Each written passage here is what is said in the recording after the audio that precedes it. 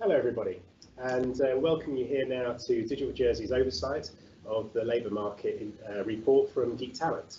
And here we are in the Digital Jersey Academy right now, and we're in our infinity wall, making the most of it. Did some little touches of some greenery, making ourselves all look a little bit more homely for a different style of webinar. We have James Linder as well from Digital Jersey, who's going to talk more in a moment about the report, alongside Dom Murphy from Geek Talent, a company that gives you real-time insights into job markets in your area or anywhere in the world.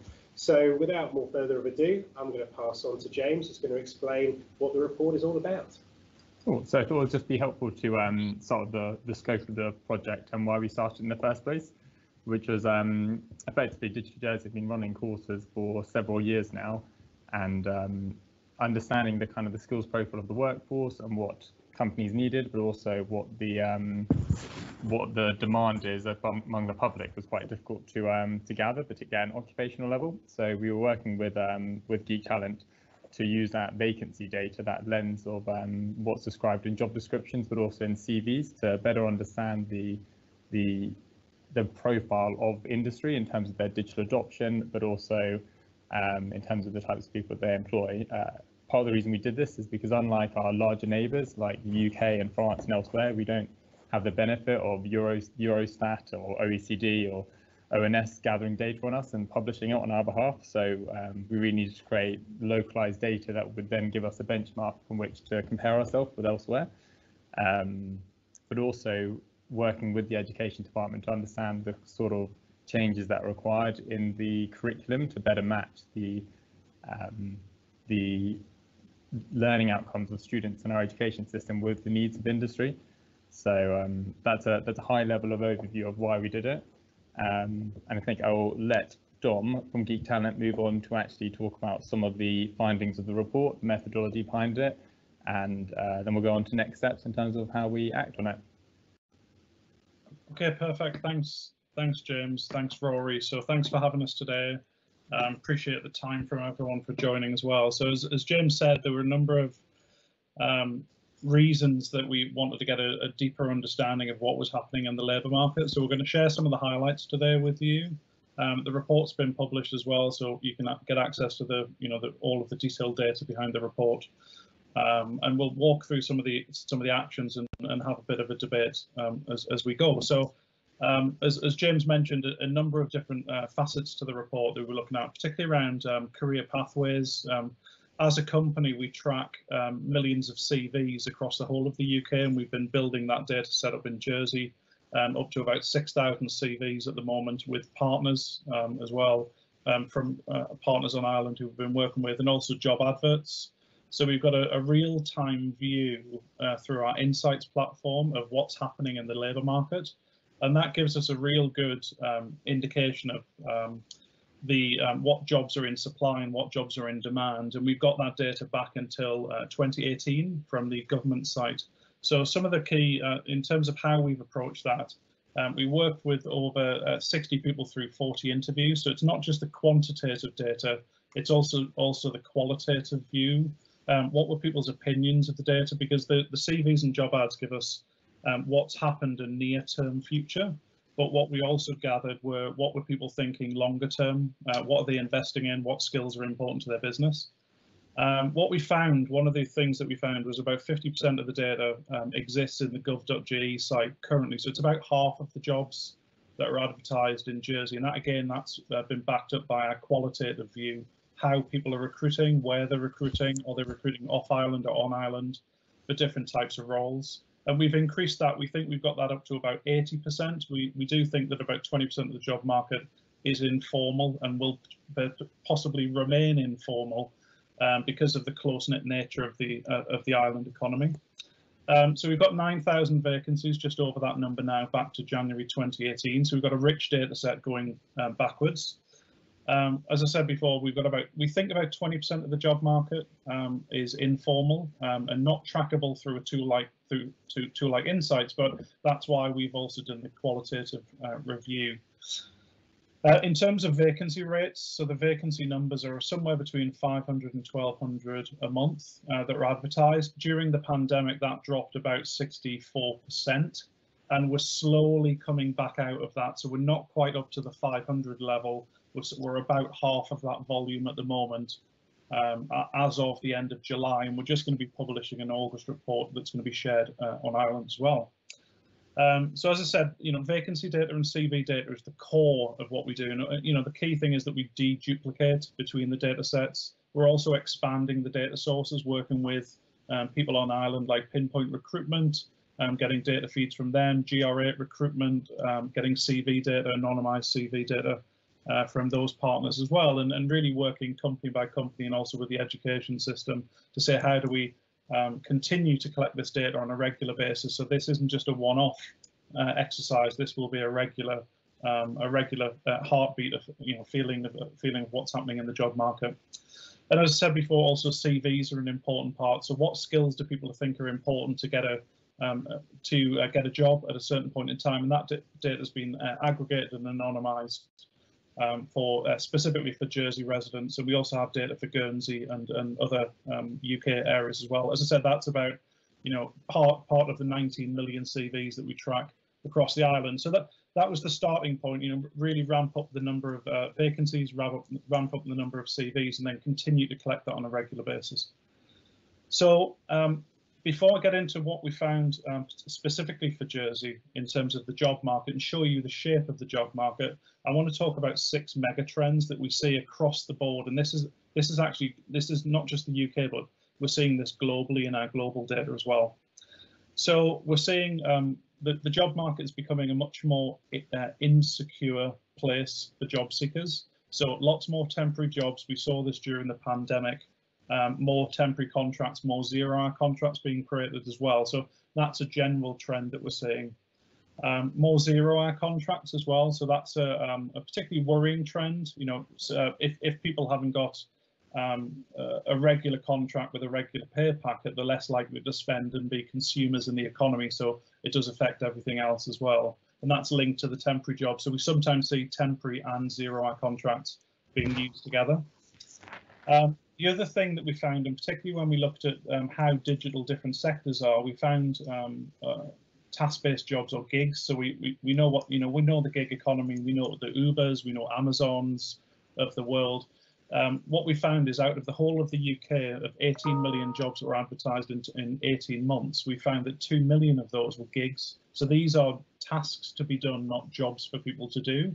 So these would be lead to people moving into self-employment. It's very much around the creative industries, but also technology. We're seeing a lot more websites around logo design, around creative work to be done via gigs, marketing, for example. And the thing with gigs are they don't necessarily need a location is less important for a gig economy job. So these gigs are things, it's knowledge work that can be done anywhere in the world, and they are then globally competitive. So that's again a key trend to think about as we explore the labour market data. The fourth area is this sort of, work from home. We're seeing it, lots and lot of large companies talking about maybe 50% of staff coming back. Maybe this is going to extend into the middle of next year. But one stat that is worth noting is that for one knowledge worker that doesn't return to the office, it can affect up to 5 other ancillary jobs. So if we think about, offices and city centres are obviously key, and location is key, but it also affects, as we're already seeing, closures related to other support services and other jobs around the economy. And the other one, data, not just digital, but data skills are on the rise, and that's actually in every sector. So we did see this in Jersey. What we were hearing in Jersey is a lot around, I need data skills, I need analytical skills, I need automation skills. And we're seeing this rising and being a much bigger part of the economy more broadly. So when we track the job market, particularly in the pandemic, what we've seen is that digital has kept up with health and social care, whereas other sectors have fallen by the wayside. So digital and data is huge, and data is becoming a much bigger part of not just digital jobs, but all jobs in the economy as well. And the final mega trend, we expect unemployment is still yet to peak. I think within Jersey, I think it's less of an issue, but it's still an issue to be aware of. as we unwind the employer support packages and the furlough scheme that's out there for the rest of the UK. So we do expect that potentially to reach up to 10% maximum, but that's something that we're expecting probably November, December. And I think we're talking about the shape of the recovery. So I think somebody called it a Nike swoosh the other day that I heard, rather than a V-shaped recovery. And I think it's a long, slow road to recovery. And I think even in Jersey, we're saying that the demand is still way away, probably 50% of the demand that we had pre-pandemic. So we're away from the peak. That might be middle of next year for Jersey. And then for the rest of the UK economy, we're probably talking about the end of 2021 before we see advertising rates and the economy start to recover, and even potentially beyond that. So that's just some scene setting on the mega trends in the job market I wanted to discuss. Now, what does Jersey specifically look like? So this is a graph that shows from the left, it's from April 2019 through to pre-pandemic levels. So what we can see is how many jobs were advertised and what proportion of those were out of all of the jobs that were being advertised in the market. So you can see the hospitality sector, there's some seasonality in there. That's the area at the bottom. What we noticed with the hospitality sector is that is double the rate of job advertising compared to wholesale and retail. Now, of those two sectors, the employment is quite similar on the island. So it shows us that we've got higher churn within the hospitality sector. It's about double the rate that we see in retail, for example. Then we can see financial services sector, and these are in order of the size of the recruitment market as well. So financial services next, then retail, then construction in the blue. See legal sort of started to taper off a little bit towards March, and what we've seen is that's gone down 64% since these numbers were produced. And IT, you can see it's a larger part of the economy there, just after some legal services, construction, wholesale and retail, FS and hospitality sector is the larger parts of the recruitment market. What we did see, though, that IT and digital skills are becoming a much bigger part of all of these sectors, not just a sector of itself, for example.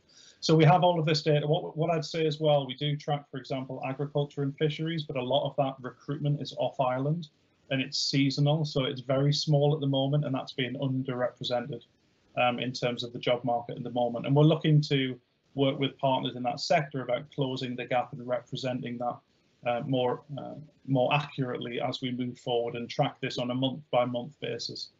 So that's what the current shape of the job market. And in terms of the key findings of the report, so obviously after those interviews, after tracking the data, what did we find? So of the digital jobs analysis, we found that 44% of the digital jobs that are advertised are for specifically by digital companies recruiting digital staff. So this could be an IT company recruiting a data analyst, a data scientist, or a software developer. And then the next biggest segment was financial services, which probably isn't a surprise for people on the webinar, but 29% of the digital recruitment was by financial services companies. And then the next biggest segment was by advertising and marketing companies. So what we did is we broke down the company types and the role types, and then actually seeing who was recruiting when.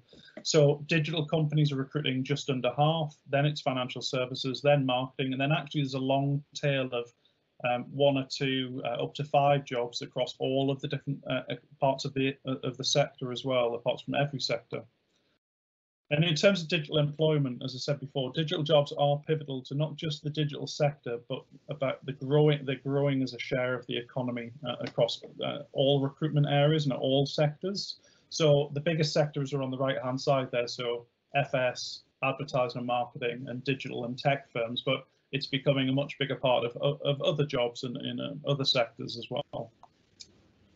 Now, one of the findings out of the report, and particularly from the data when we were interviewing all different, particularly non-digital firms, there was a feeling that how do I procure this? How do I procure data analytical skills? How do I procure robotic process automation skills? How do I become a smart buyer of tech? So there was a feeling out there that maybe we needed some support for non-technical business leaders to help them make more informed investment decisions around technology.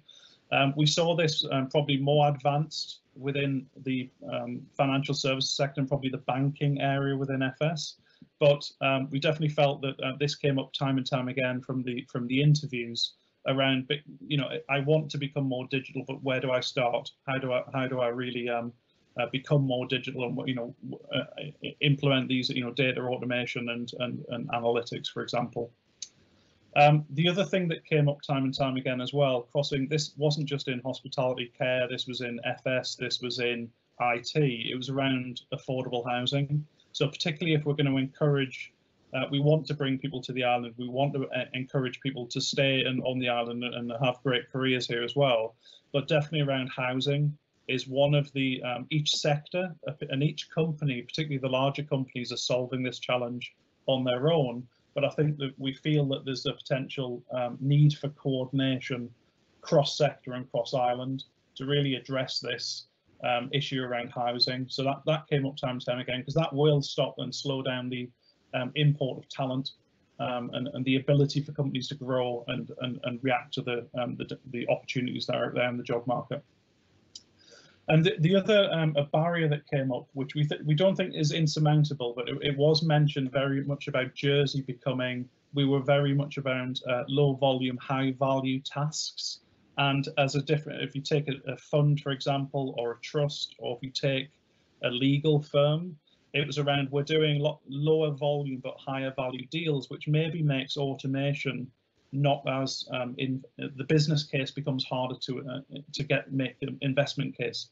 But I think it feeds back to the first point around purchasing confidence, around helping with business case development. And I think there's economies of scale and lessons to be learned across the economy and across sectors. So not just within a sector, within a firm, it's about where are the commonality, particularly around data and analytics and automation.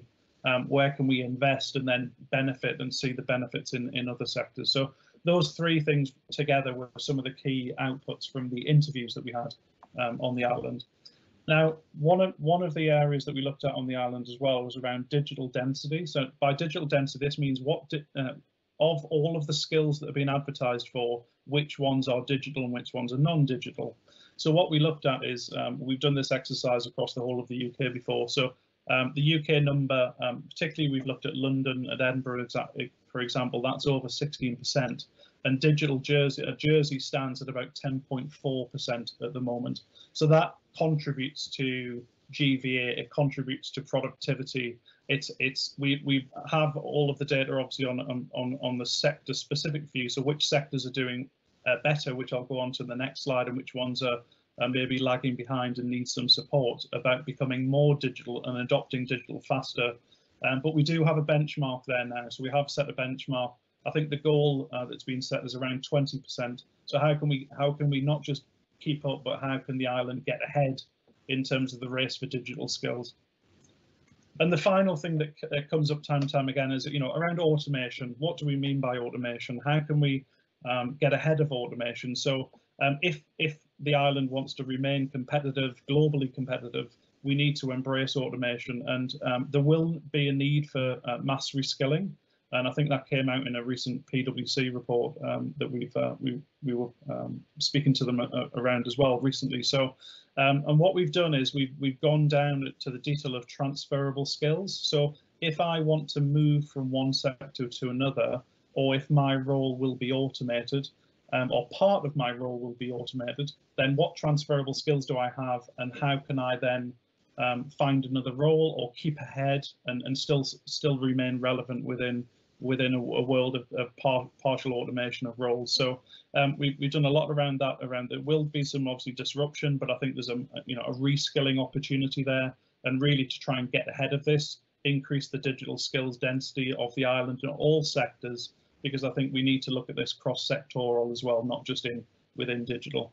So they were some of the key findings from the report, and I'm just going to focus in on the digital density side of things. So in terms of digital density, there's this 6 percentage point difference between the UK and Jersey. So between, just for an example, in London, it's 6% lower, but then 3.9%, sorry, I should say, behind the UK. There is a larger difference in different sectors. So for example, manufacturing and hospitality has the lowest digital density, and the largest gap is the UK creative sector. So actually the UK creative sector stands at nearly 30% digital. And there's a big gap there between the creative sector here and the creative sector in the UK. Now, that might be around the nature of the sector. We might not offer all services, but a lot of those services that are offered in the UK are highly digital and heavily digital biased, so that's why that is larger. But manufacturing and hospitality is something to focus on, around how do we increase the digital density there. I've already mentioned about the creative gig economy, so that's becoming a larger part of the wider based economy, but it's something to bear in mind that it's a global opportunity. So people can, if you're based in Jersey, you can now apply for all of these jobs that are advertised globally, but we do feel that it's a bit of a race to the bottom in terms of price. So it's about what does the gig economy mean, and what does that mean in terms of globalization for Jersey? That's one thing we want to consider in the future. We did look at automation, and one of the highest levels of automation is funnily enough, in the areas that Jersey excels in, around fund accountancy. So accountants, over 55% of accountancy roles, of the tasks that accountants do, can be automated with existing technology that's here today. So this isn't necessarily a future thing, this is already happening. So the question is really, how do we embrace automation, but what does that mean for the people in those roles? What does that mean for people training to be accountants? We've seen a lot of recruitment around the funds and trusts, for example, on the island at the moment. So what does that mean going forward? How do we embrace it? How do we adopt it? Because there is a different adoption rate between funds and trusts and banking, for example, on the island. So that's one of the areas to be concerned about, but also to embrace and really look for opportunities that's going to bring us about increasing productivity and doing more around increasing our GVA as part of that. Engineering is one of the highest areas. So as well as manufacturing and hospitality being 5% digital, engineering is 26.8% digital, and that's pretty much up there with the UK average. But it's still 3.8% behind the UK. So even though overall we want to try and get to 20% digital with specific initiatives, we can learn from what's happening in the engineering sector and then use that insight to then help within manufacturing and hospitality. This isn't very much a sector siloed approach. This is how do we increase the level across the board. And the final thing, actually, some great news around financial services and logistics, because they are higher than the UK. So digital density wise, they're doing much better than the UK average there as well.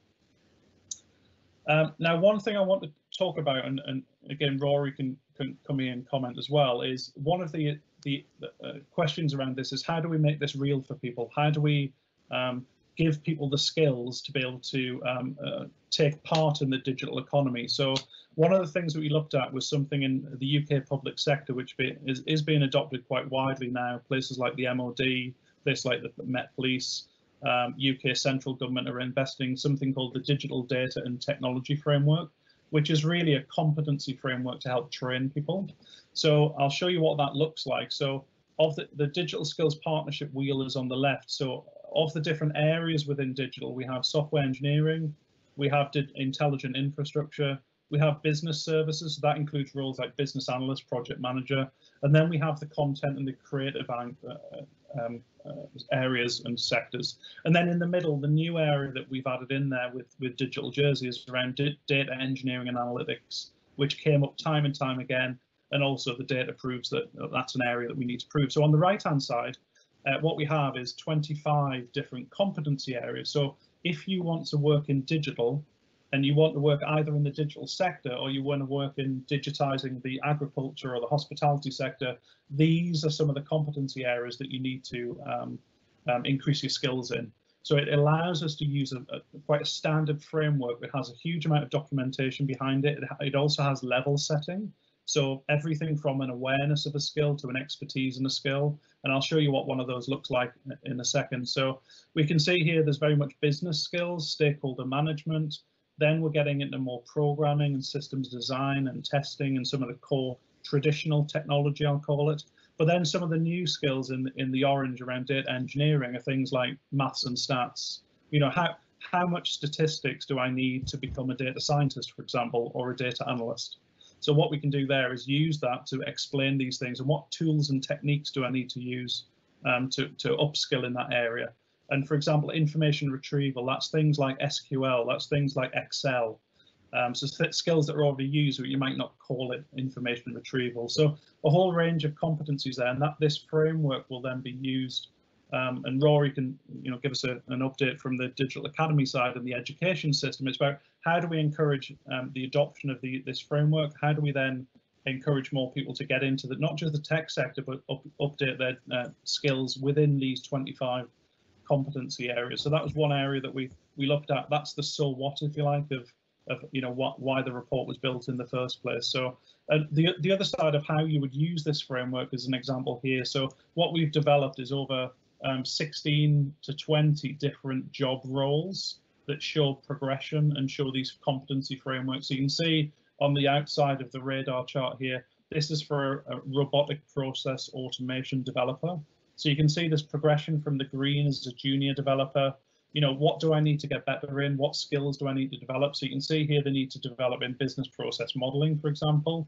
They need to develop their programming skills, but they don't need to be an expert in it. They just need to have a better progression of programming and non-functional requirements. And they don't necessarily need to be an expert in testing and automation or database creation or data modeling. So you can also see what skills do I not need if I want to specialize within that career. So we've developed these careers, and hopefully we'll be sharing these over the coming weeks and months. So that's how the report and the data has then led to the development of using the DDAP framework and then developing role profiles that can then be shared and used within the training and the education landscape on the island.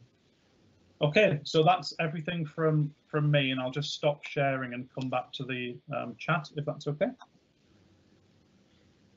Thank you, Don. Yeah, very useful. Obviously I've seen that not for the first time, but every time I look at it, it just reminds me, what the steps are forward going through, as you say, with curriculum. We'll talk about that more in a moment.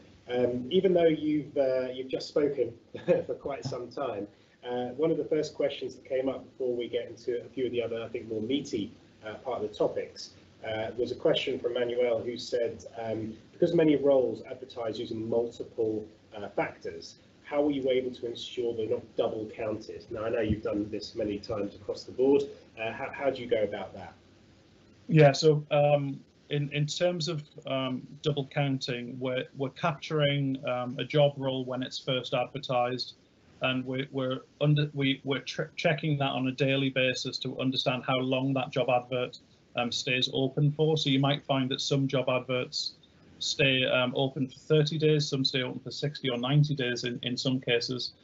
What we also do, though, is textual analysis. So where we convert every job advert into a mathematical representation of itself. So in effect, it's a set of skills, and we call it a vector matrix, but it allows us to mathematically compare the two adverts together. So they could look quite different, but they have basically a DNA that looks very similar.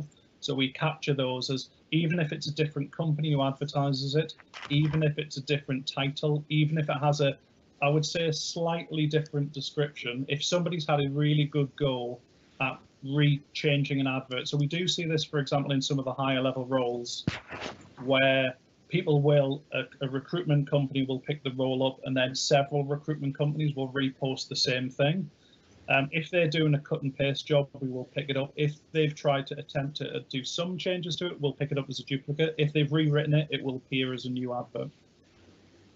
Brilliant, thank you very much. And so we're going to get on to one of the questions that's come through about how we compare to different jurisdictions, and we will get through to that. I think James has one of the other questions that have come through. Which is just more directed at you from an academy perspective. So with those career profiles that we've got 16 to 20 of them, how do you see yourself using that to help clarify roles? Yeah, I think it was exactly what Don was saying earlier, alluding to when it came to the digital data and technology with the 25 skills there. We've come to a point where the commuting curriculum is part of the law in Jersey. Every school on the island has to teach computing in some way, shape or form. It is very difficult finding those skills with the teachers to do so. So we do have to look at cross-curricular links as well. So the 25 skills aren't just honed in on those digital skills or those computing skills, but it's how we can work those into the curriculum. And right now, Skills Jersey and the Education Department are looking at revamping that computing curriculum, because like with everything, it changes very rapidly.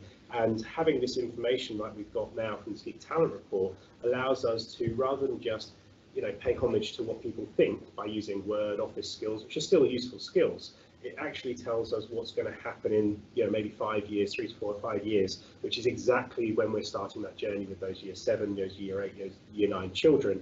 And before, it's been very anecdotal. To have this kind of information, I think really gives Jersey and the Education Department the confidence that that curriculum is going to be fit for purpose. Looking after that, we've got another question coming through, looking about the sector case studies. How will you use those? So this wasn't actually published in the report itself, but as part of the research, we engaged in about 60 stakeholder conversations with people from every sector of the economy, and developed particular case studies on technology adoption throughout those different industries. So for instance, legal tech, construction, health, agriculture and retail. And though John can probably go into some more of the details, but there were sort of high level findings in terms of just like basic technology adoption that is prevalent in the UK but isn't yet in Jersey. So even things like e-signature in legal tech, or for the construction industry, the adoption of BIM, so building information modeling, in healthcare, the adoption of data analytics, agriculture, autonomous vehicles, and retail, things like e-commerce and virtual reality. So over the coming months, we'll be doing more webinars, podcasts, blogs, things like we are today, about the sector-specific findings, but also holding roundtable debates with our members, both technology and non-digital companies, to try and bridge that gap between what industry needs locally and what our members and technology companies can provide, to really close that gap with our counterparts in the UK, because we know at a sector-by-sector level where that gap is, both from a skills perspective, but also in terms of the types of technology being adopted locally. We can then really try and close it in things like engineering, where we know there's a large gap, in creative and design, in construction, but even in the IT sector itself, where we know that the adoption of the types of skills they're using in the local digital sector are perhaps not falling behind, but are different from what they are using in the more advanced jurisdictions like London, Brighton, Edinburgh, and elsewhere. Tom, is there any more to add on that? Yeah, I think there's a huge amount of capability that exists on the tech side on the island. So you have all of the tools and available in tech to solve any problem, and whether that's data analytics and automation, it's about really ramping that up and getting that more well known across the economy. So, for example, if you look at some of the next steps from this is around how do we encourage not just the growth of the digital sector itself, but how do we grow digital skills in non-digital sectors, or traditionally non-digital sectors. So it's just, to be fair, it's more about how digital is the sector rather than it's not a digital sector. So I think there's all of the tools and talent here to be able to lead that, and for be able to build and train that. And I think hopefully Digital Jersey can play a significant part, and the academy can play a significant part in that reskilling requirement. But you have all of the tools available. I think it's about just coordination and learning from what great work is happening in other sectors and other companies.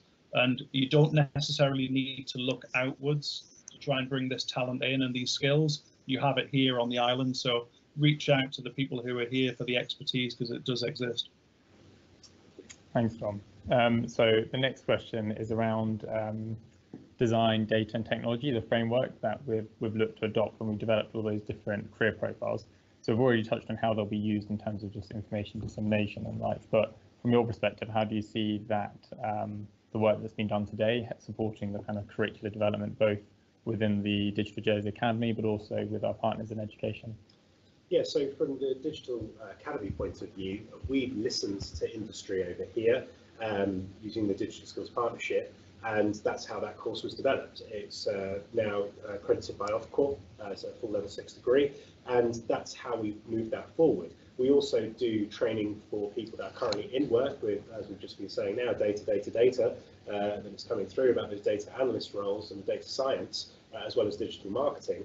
And those courses are available now for everybody. But that's the adults and the school leavers who kind of have an idea about what they're going to do at that point. And what I say is we need to start attracting students at an even younger age, around about that primary into secondary area.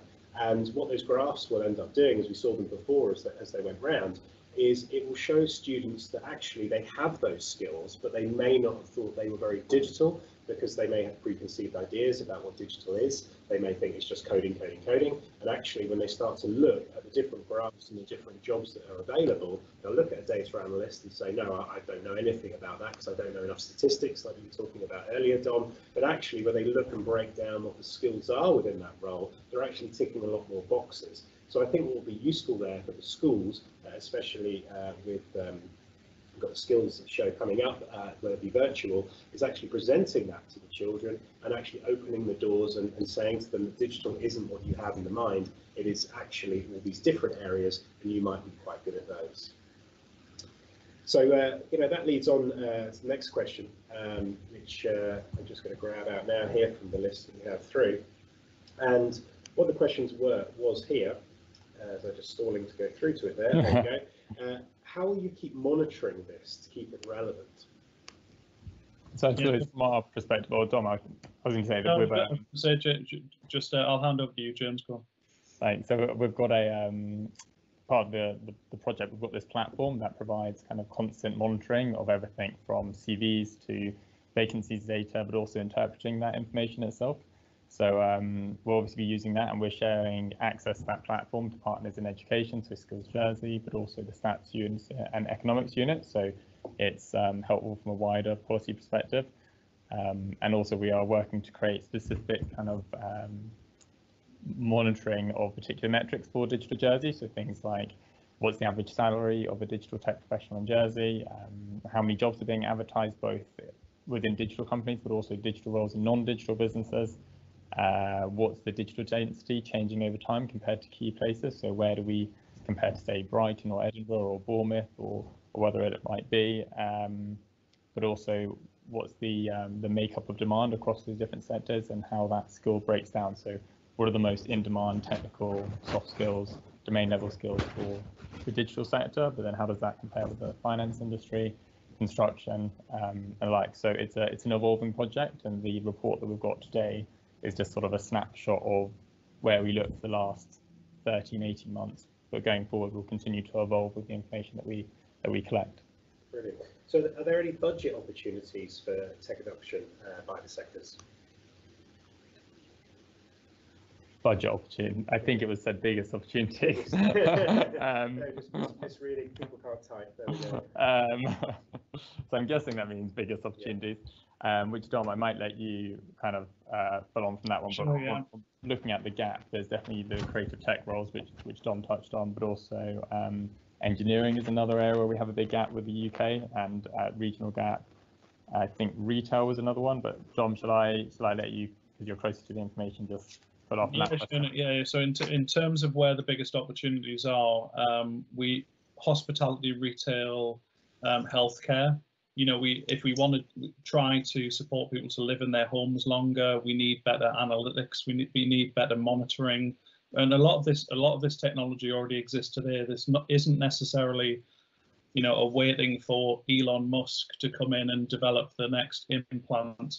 This is about how can we use existing technology, use all of the skills on the island to solve our health and social care system issues, and for the aging population. How do we encourage the better use around, we heard some great case studies from the island around the police force.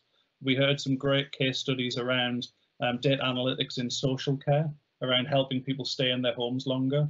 So I think there's a lot of opportunity around here, but it's about, for Jersey, it's about to start closing the gap between the different sectors that are here and learning from what great work is already happening, and then bring the best of the outside in, and then really decide on which, the top focus areas for you, and trying to get ahead as you said, you've set probably an ambitious aim to get ahead of digital from the rest of the UK. So I think that's definitely achievable, and this doesn't necessarily take X number of years to solve. This is something that can be get the right people around the table to solve and implement the right technology and people solutions and training and skills to make sure you've got a sustainable digital economy and a sustainable pipeline as well.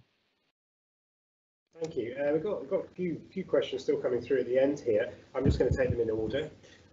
One of the questions, I know through the breakdown you've gone through the regions in the UK and how we compare to those. But one of the questions was maybe a bit further afield, where we're looking at our competitors like Switzerland or Luxembourg. Does Geek Talent have that data that could map between Jersey and those areas? We do have continental Europe, but it's predominantly focused around France, Germany, Italy and Spain. And we also have the US, which is about 4.5 times the size of the UK job market.